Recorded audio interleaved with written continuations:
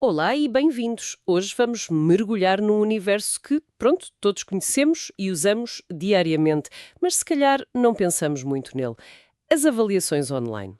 Aquelas estrelinhas no Google. Exatamente. Aquelas estrelas que podem fazer ou destruir um negócio.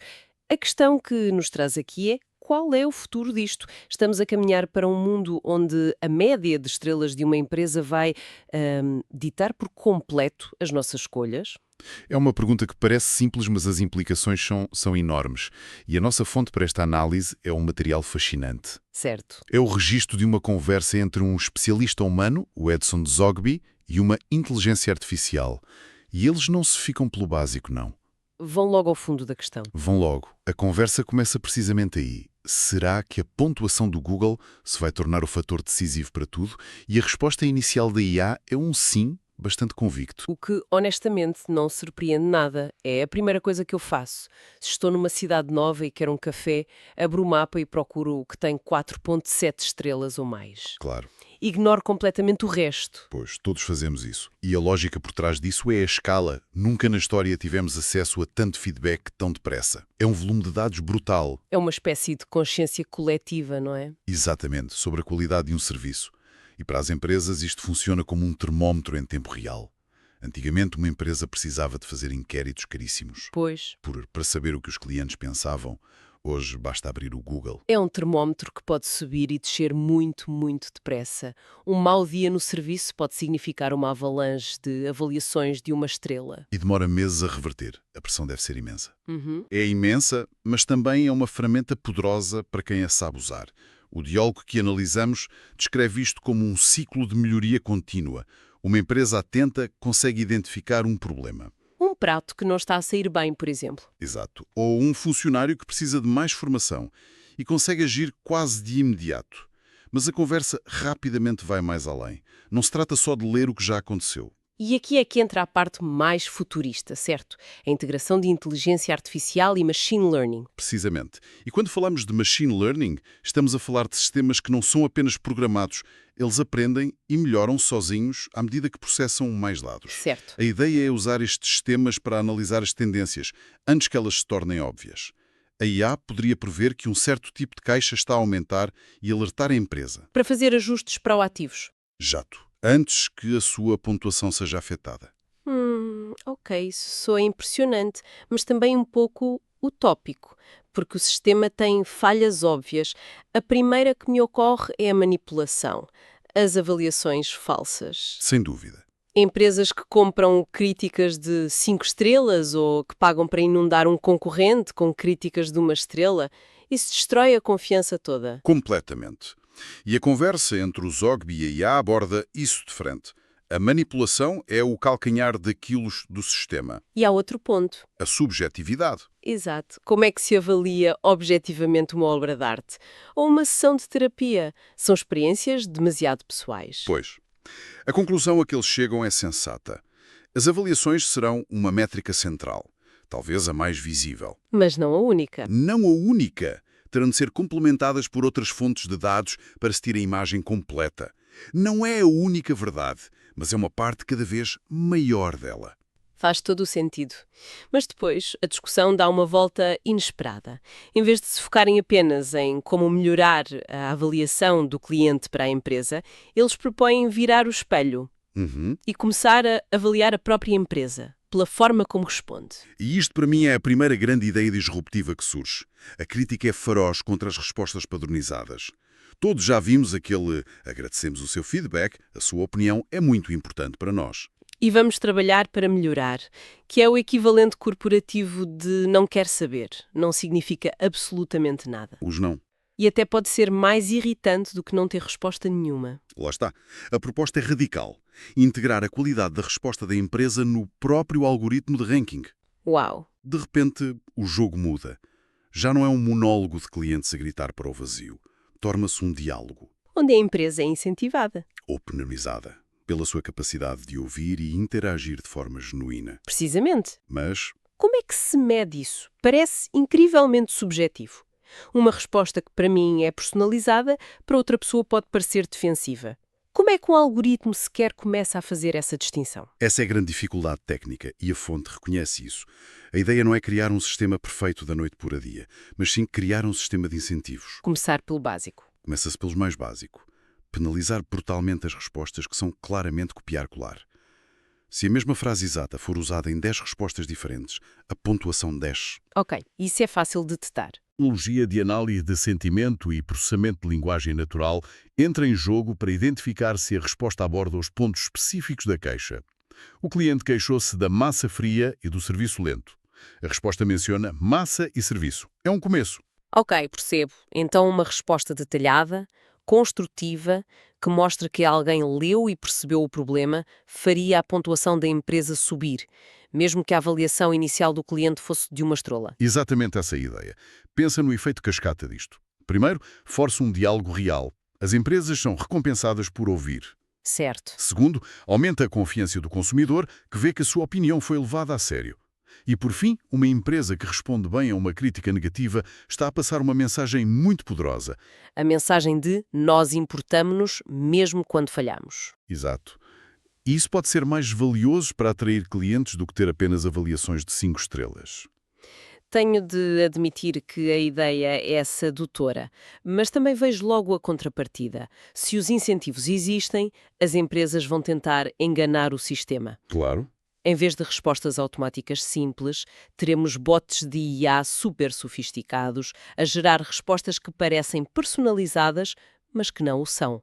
Viram a corrida ao armamento entre algoritmos. É o risco inevitável. E o diálogo aborda isso. Medir a autenticidade é um desafio tremendo. Mas a conversa não para aí. Vai mais longe. Leva essa ideia um passo mais à frente e pergunta: se vamos usar IA para avaliar as respostas, por que não usar a própria IA para as gerar? Mas não da forma que estamos a pensar. Não para enganar o sistema, mas para o melhorar. Precisamente. A proposta é usar a IA para criar respostas que não são apenas personalizadas, mas sim colaborativas. E aqui o exemplo do molho de tomate que eles usam é perfeito para explicar a ideia. Vamos a isso. Imagina que um cliente deixa uma avaliação de 2 estrelas a um restaurante. Queixa-se de que o molho de tomate da massa era demasiado ácido. Ok, uma queixa comum. Uma resposta normal, mesmo uma boa, seria pedir desculpa e prometer verificar a receita. Certo. O procedimento padrão. A abordagem colaborativa com IA seria diferente. A IA analisa essa queixa e cruza com todo o feedback que o restaurante já recebeu. E pode descobrir que outros 3 clientes disseram que o molho era forte e um sugeriu adicionar manjericão para suavizar. Ah, estou a ver onde quer chegar. Então, a IA gera uma resposta para o cliente original que diz algo como: lamentamos que o nosso molho não tenha correspondido à sua expectativa de acidez. É interessante que mencione isso, porque outros clientes também notaram o seu sabor intenso e alguns até sugeriram que um toque de manjericão poderia equilibrá-lo. Já estamos a testar essa alteração na cozinha. A sua opinião foi muito útil para confirmar esta direção. Uau! Ok, isso muda tudo. Muda ou não muda? Deixa de ser uma queixa e passa a ser quase um convite para um focus group. Transforma um momento de atrito numa oportunidade de cocriação. É isso mesmo. O cliente sente-se ouvido, validado por outros e parte da solução. Exatamente essa a expressão usada. Aprendizagem coletiva. A queixa deixa de ser um ataque para se tornar um dado valioso que, combinado com outros, gera inovação, valida socialmente o feedback. É uma forma brilhante de dar a volta à situação. Mas é aqui que a conversa aquece, não é? Porque o especialista humano, o Edson Zogby, desafia a própria premissa da IA. Ele aponta uma falha no raciocínio. Sim, e este é o ponto de viragem de toda a discussão.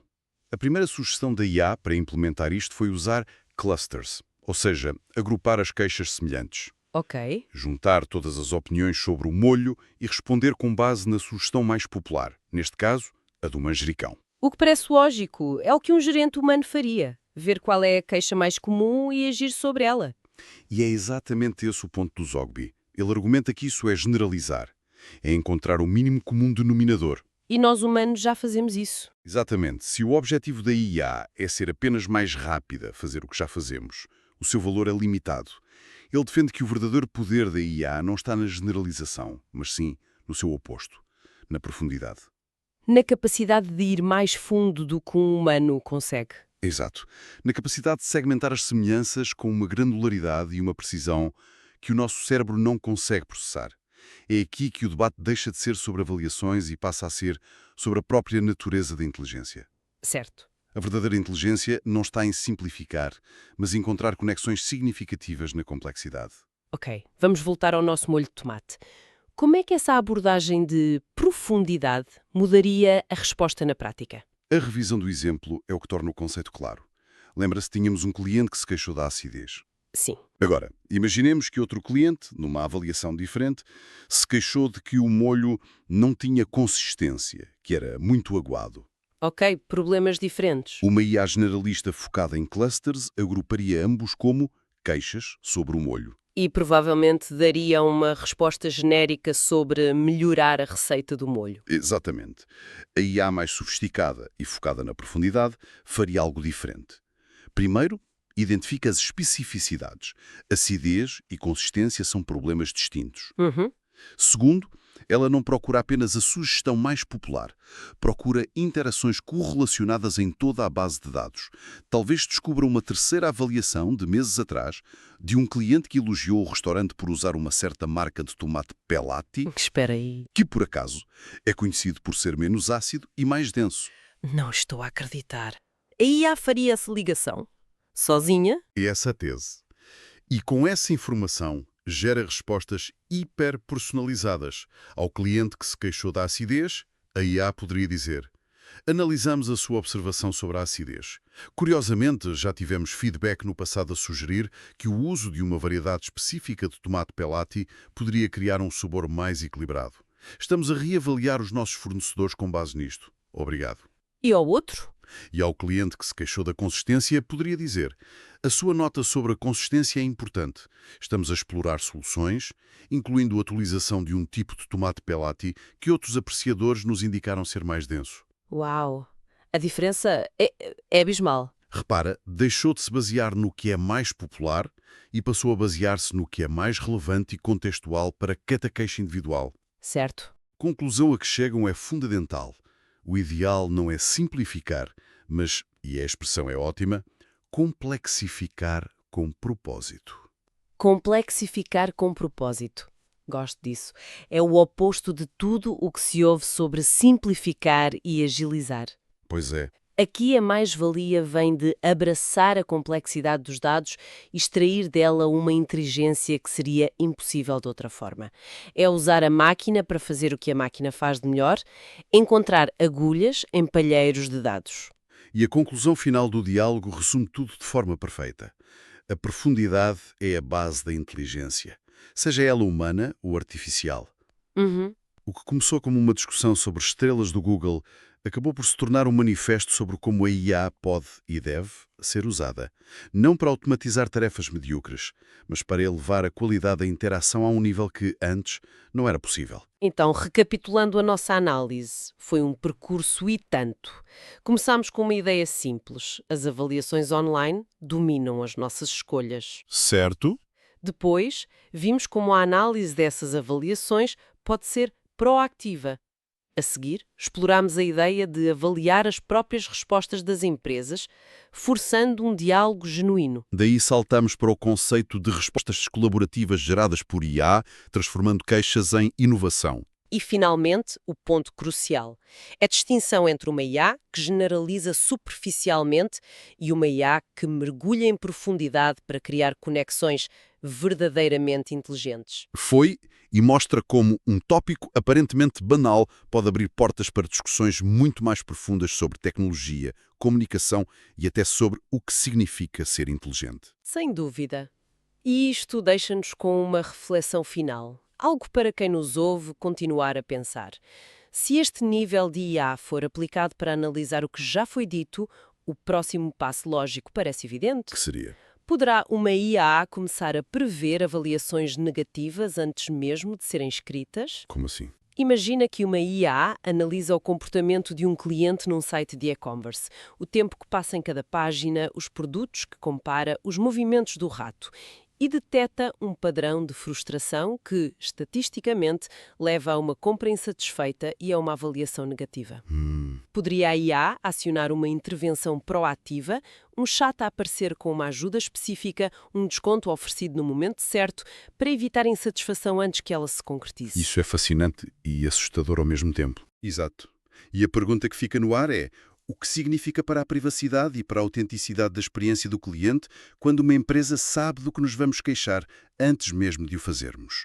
Até que ponto queremos essa eficiência e onde começa a manipulação invisível?